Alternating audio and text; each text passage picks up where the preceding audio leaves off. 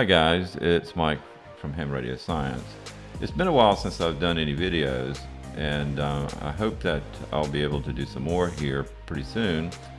So if you would do me a favor and hit the like button and the subscribe button, this helps my channel to grow and would encourage me to do more videos in the future. The best features about the Flex Radio System series of SDR radios has been its software that is used to control the radio. Right here, of course, I'm using a Flex 6400M, which has the ability to use knobs and buttons and so forth to work with the radio. However, I really prefer using the SDR software that's available from Flex because it just makes, for me, things faster and easier. In the past, Flex's control software, SmartSDR, was only for Windows, which was a bit of a problem for Mac users because that if you wanted to run SmartSDR, you had to either run it under Boot Camp, which we're doing right here, and you can see it works perfectly fine. It also used virtualization software like Parallels, and this could work well too. It was just a little fussier to set up and get working, and depending on the model of machine you have, sometimes it just wasn't fast enough to work correctly. Thanks to Marcus DL8MRE, we now have a native version of SmartSDR for macOS. You may already be familiar with Marcus's work if you've ever used the SmartSDR software that works under iOS, which allows you to use the SmartSDR software on iPads and iPhones, giving you a very portable experience. Unlike the Windows version of SmartSDR, the iOS version that Marcus developed added a lot of extra features that you're not going to find right now in the Windows version of SmartSDR. A lot of these were add-ons that you could purchase for the iOS version, for example, FT8. Other plugins that could be purchased were additions like DX Cluster, a band plan application, and a logging application, and a few others. And the good news is all these are included in the macOS version of the SmartSDR software. I've been using the macOS version of SmartSDR daily ever since it came out, and I'll have to say that Marcus has done a really good job on this software. It's pretty impressive, and you get a lot of value for your money in this version. You get all the plugins that you would typically have to buy for the iOS version of SmartSDR included in the cost of the macOS SmartSDR. Another interesting aspect of using SmartSDR for macOS is the ability to use things like Sidecar, where you can use your iPad as a second monitor. Also, some of the touch features will translate pretty well to macOS, even though they're not specifically built in, but some things do work if you have an Apple Pencil. SmartSDR for OS X also works very well with external monitors.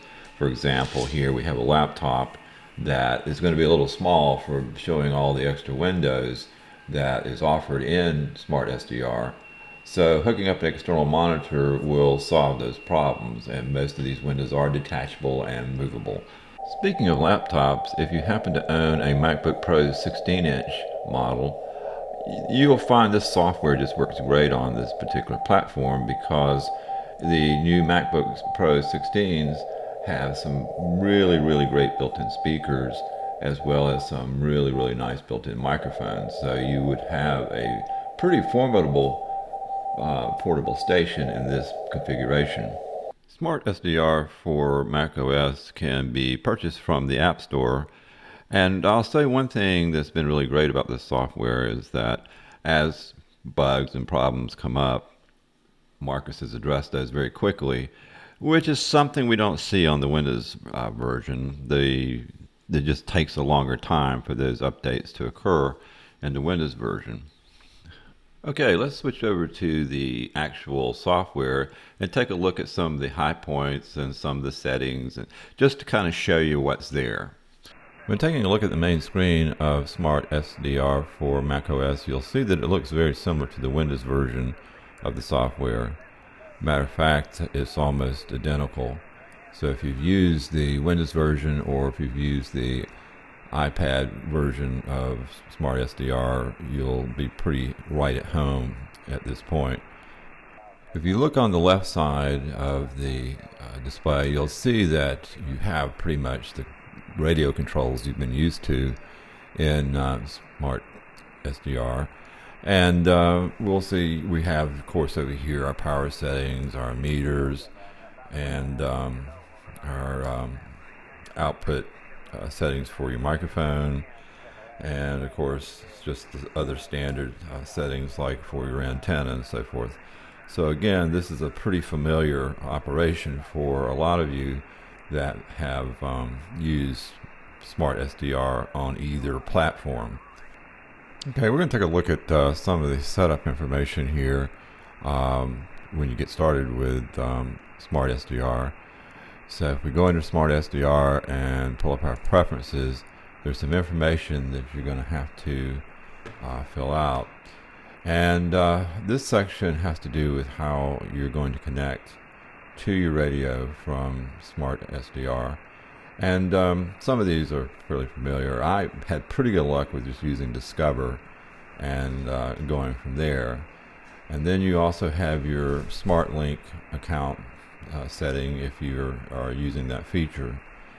Moving on into the ham radio section, we have some information you might want to fill out, like your IARU region, and if you're using the lookup databases, you're going to need to fill out this information in these boxes here.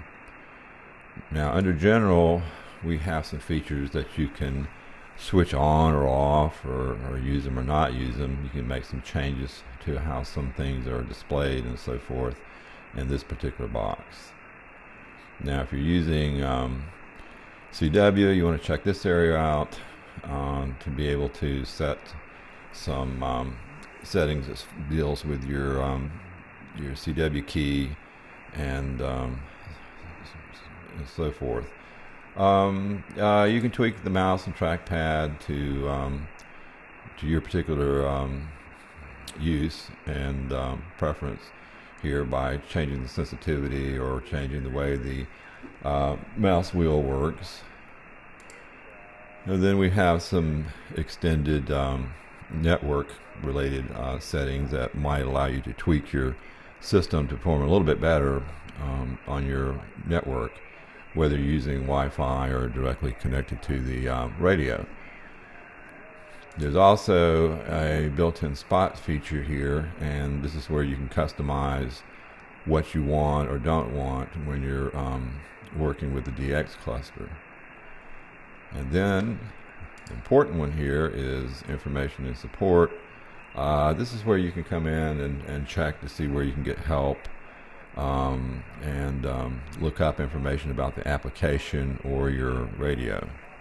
Another area you might want to visit before you get going with the software is to come up here to your radio settings and then bring up your settings and take a look at them. There are probably maybe a few things you want to check in here. This one is just some general information, that you can put in about the radio. You can have some extra transmit settings that you can adjust to your liking. Also, going along here, if you're again using CW, there may be some settings here that would be of interest to you. There are additional settings for your microphone. Okay, and on receive, we have a few extra settings that we can use here to tweak the radio a little bit.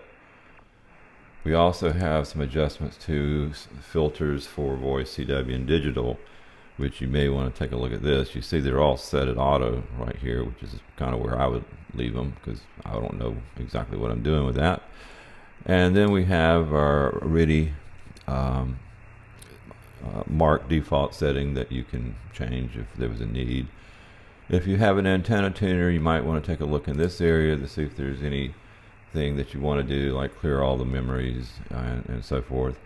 And we have one more radio setting that lets you check for the firmware, and if you did have a firmware upgrade, you can upgrade it through this particular set of menus right here. Also, if you have a turf file, you can install that file through this particular set of settings. Okay, once you have all your settings to your liking, we'll just take a quick look at the main panel here for SmartSDR. Again, it's pretty similar to what you're probably used to if you've used other versions. You have your click to tuning, and you can use your mouse wheel, or in this case I'm using the Apple Magic mouse to tune in a station.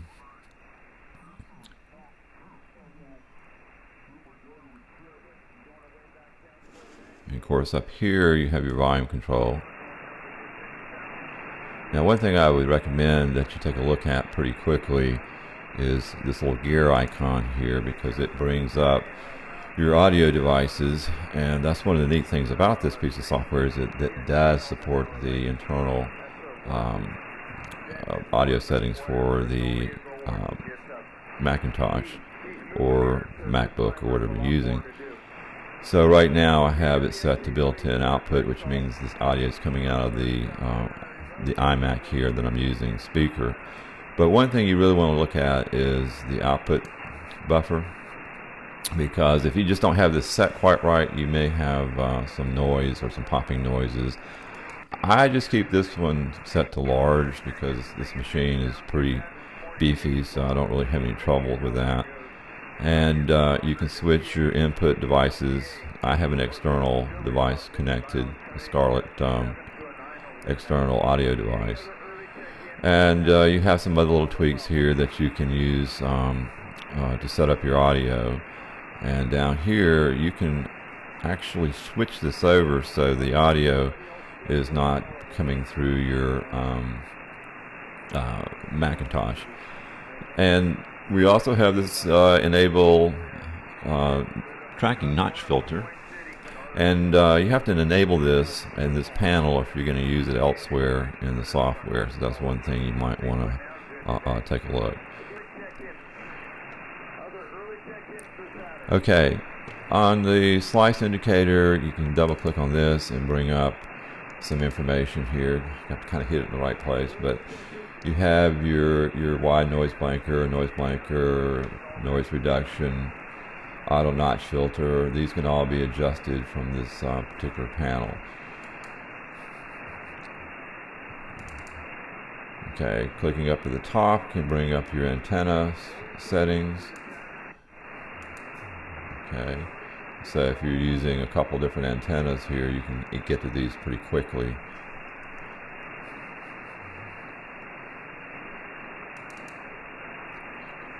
Okay, by double clicking on the bandwidth setting here, we can, or filter setting, excuse me, you can adjust these right here from this particular screen. So here again, there's just a lot of stuff that's very similar to the what you'd find in the Windows version. And over here we have a little pop out that lets us add another slice or do a split, turn on the tracking notch filter, change the band that we're on. So by clicking on this, we can just switch pretty quickly to different bands. We can also adjust the bandwidth if we want to.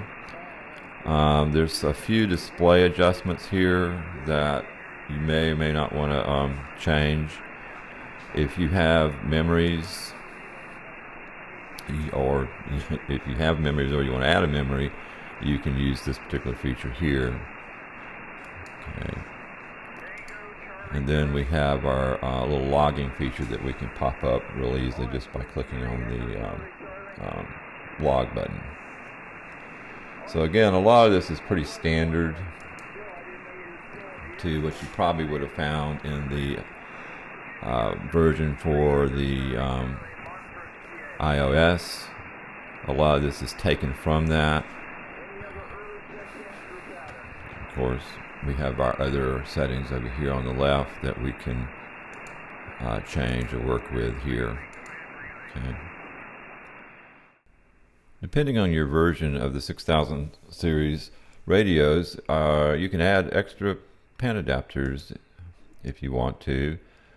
For example, let's just sort of size this one down a little bit first. Just move it over, give myself a little room to work here. We can come in and say, okay, let's add a new pan adapter. And this one I can place besides the main one. I can mute this one and use, go back, get that, missed it, and use this one instead. And of course on these, I'm using the 6400M, and basically that allows me only 2 pin adapters. Alright, let's go on and kind of look at some of the special features of the software, which is probably some of the most interesting stuff that's added. These are things you're probably not going to find in the Windows version. Well, I should say you're not going to find those in the Windows version. And so we're going to go take a look at some of these more advanced features that you get with the macOS version of SmartSDR. One of the useful features with the macOS version of SmartSDR is the band plan feature. And you may have noticed that along the bottom that you'll see these colored bands right here. You see these colored bands kind of scattered along the tuning marker here, and these correspond to the band plan feature here. If we go up here to, let's get this in the right place, tools, and bring up the band plan feature here, you'll see that we get a chart that's color coded to these particular bands. Now what's kind of cool is, for example, and I know I'm bad about this, I can't remember all the frequencies all the time, but if we wanted to go to the FT8 band for 10 meters, we can just double click here, and there we go. We're now in the 10 meter band. So you can find that to be pretty useful. SmartSDR for macOS has also a nice little simple logger, and to allow you to collect call signs kind of on the fly. You can pull up the logbook, and it will show you the stations that you've already logged and so forth. Under settings, you have the ability to turn off and on some other things. For example, if you're using the iOS version of the SmartSDR, for example on your iPad or whatever, that the logbooks will sync up together, which is kind of nice that will happen. You also have some additional settings that you can put in if you're working a contest. Now this here basically allows you to transfer data back and forth between one of the third-party loggers that are listed here. Okay, and also it will send out this log data in WSJT-X format if that feature is turned on or enabled here. Okay, going along here, you can add manually into the log if you want to. Some aspects of this log is kind of automatic, and we'll see that a little later. Under utilities, we can support export or import ADIF files, which would allow you to send this data to another logging system if you chose to do so. So I kind of see this as very handy just to quickly collect these call signs and then maybe later upload them to another logging program or what have you. Another pretty cool feature under tools is the DX cluster feature. Now, what's nice about the macOS version of this software is that you don't need a third-party program to use this. It's built right into the software. So we can bring this up, and we can come over here and press the start button, and it'll start collecting these spots.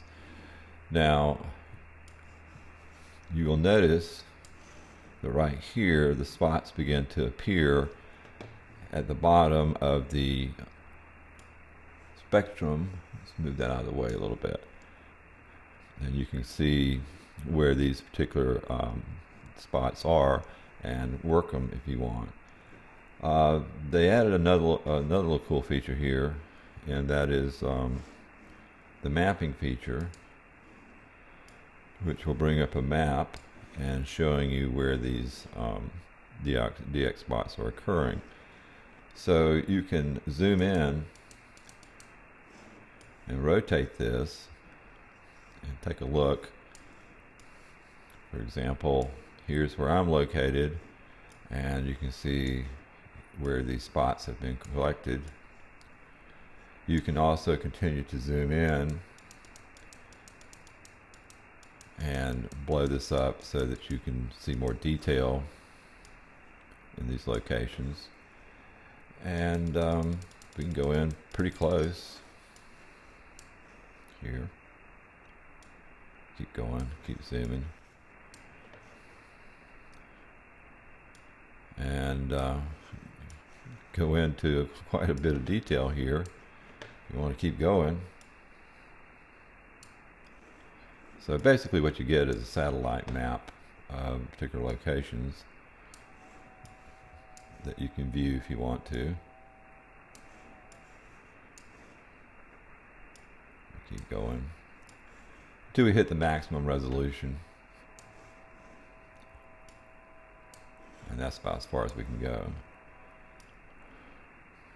Okay, so that's one of the types of maps that's available to use. There is another one that you might want to use, and this is more of a sort of a street map view. So again, if we wanted to move in and look at where a given station is, we can zoom in pretty quick, pretty tight, and find out where that location is.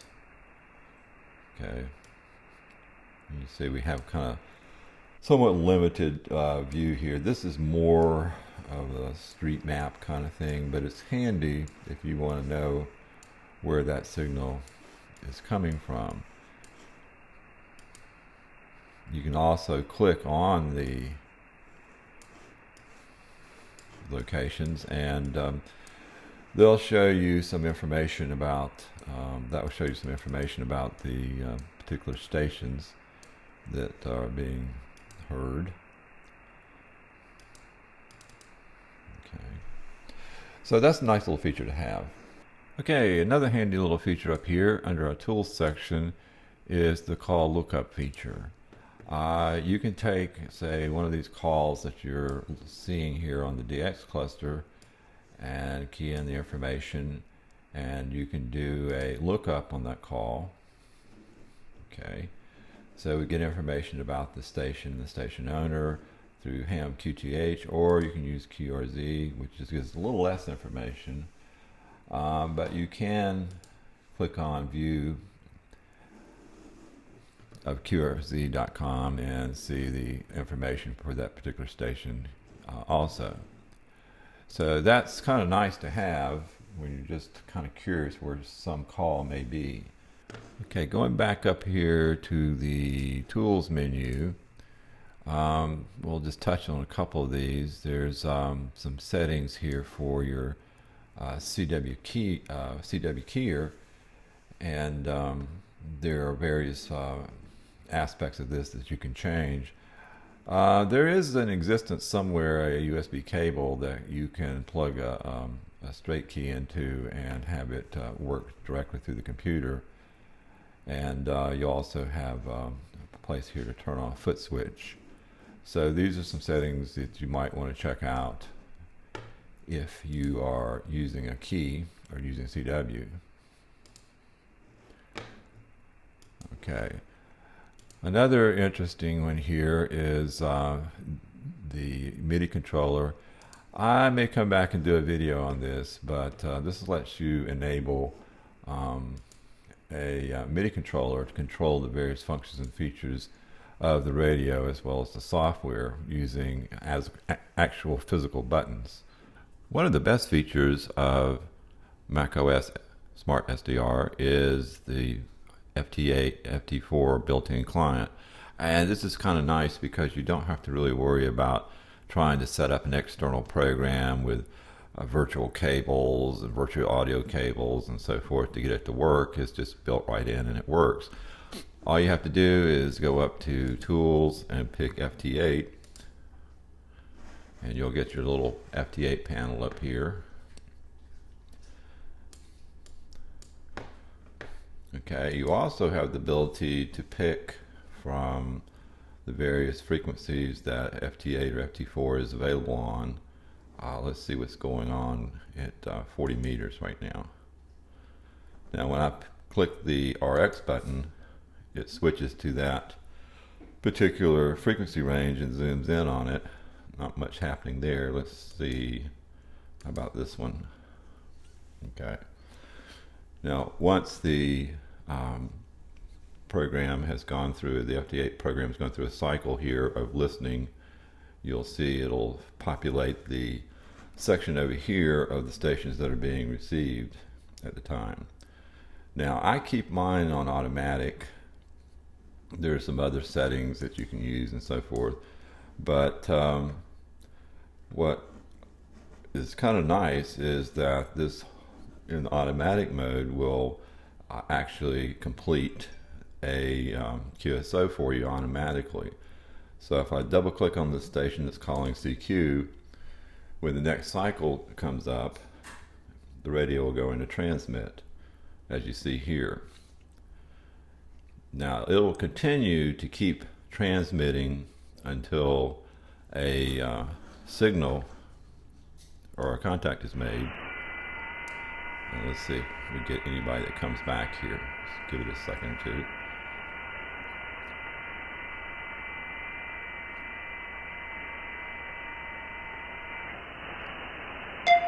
Yes, right away.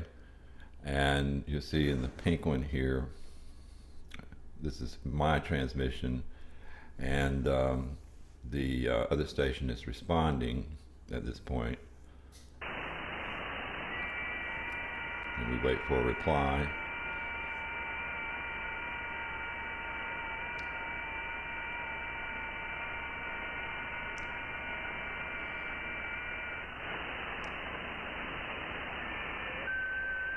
Okay, once the QSO is finished, your logging utility pops up here, and all you really have to do is say save it, and it's added to your log book.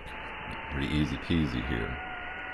Another nice feature of the FT8, FT4 program is the map feature that will allow you to pull up the map showing the contacts either in this globe view,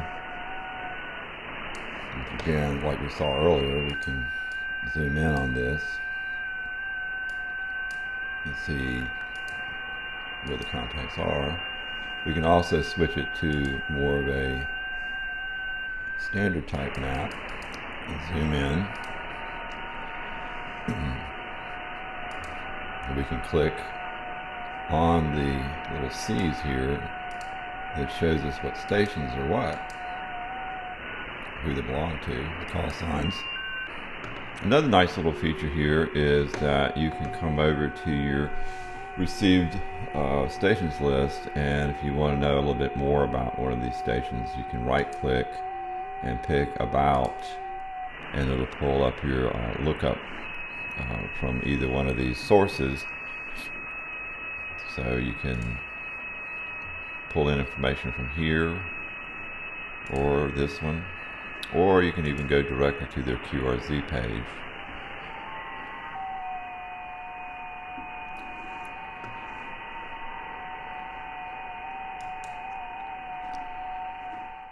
Okay guys, that did get a little long. However, we did touch on most of the features of SmartSDR for macOS. And in my opinion, this is probably the best version of SmartSDR that's currently available. So hey, it might be worth just buying a Mac to use this software. If you found this video enjoyable or even useful, please take a minute and hit the thumbs up button and also subscribe. Again, this allows the channel to grow, and I'll be putting out some new videos sometime in the very near future. Thanks for watching.